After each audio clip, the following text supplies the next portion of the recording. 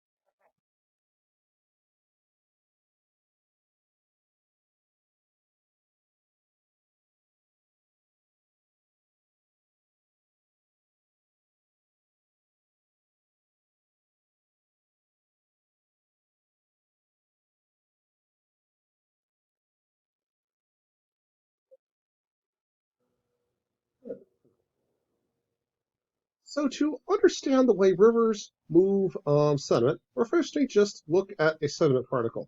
You can think of this as a grain of sand. And think about the forces that are acting upon it when it is in a riverbed. So we're going to draw a couple of these on this whiteboard. First force we're going to draw, this one pretty exists anywhere, is the force that's pulling it downwards towards the center of the Earth, the force of gravity.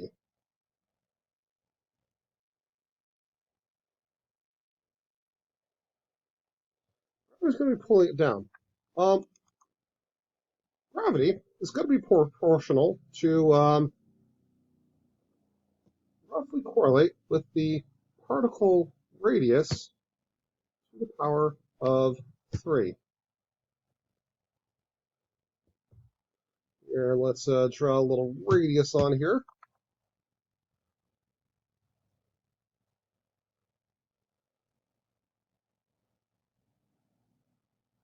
There we go. Radius to the power of 3.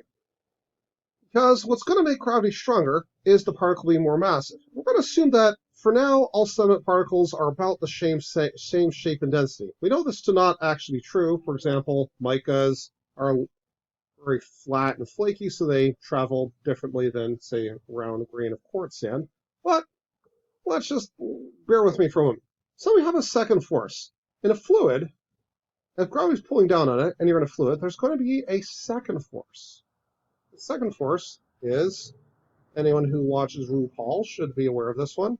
This force is going to be called, yes, you heard it here, drag.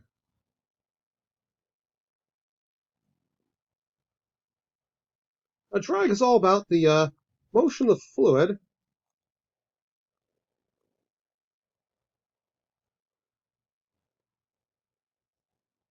all that motion of fluid, as the particle is moving through it, the relative motion of the particle is going to be opposite that of the fluid. And so the fluid is essentially acting upon one face of the particle. So drag is going to be proportional to about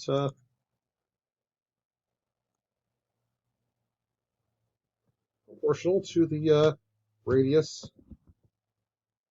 the power of 2.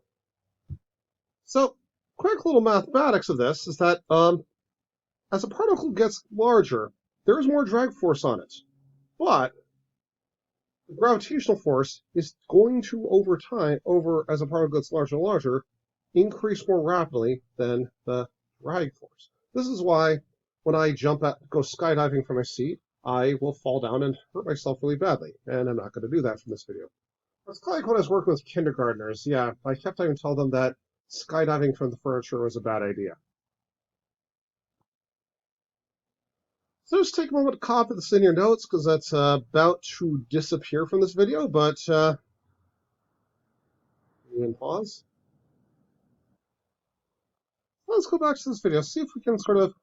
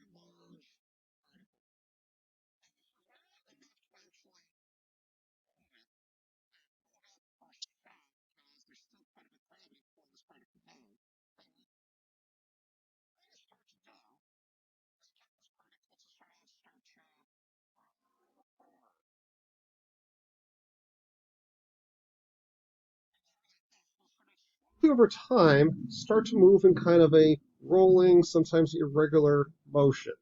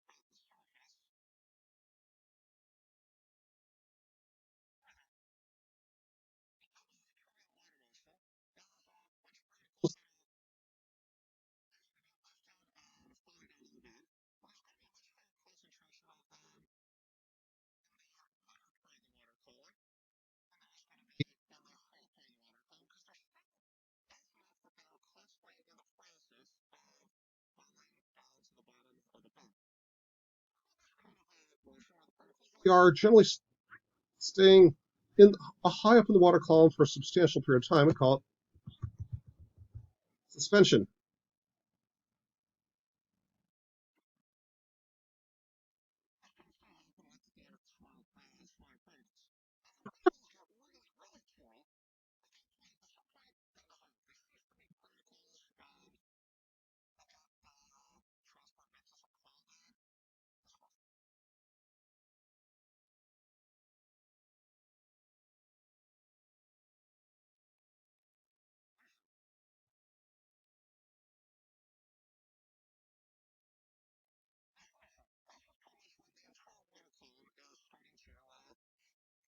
Look like that discoloration.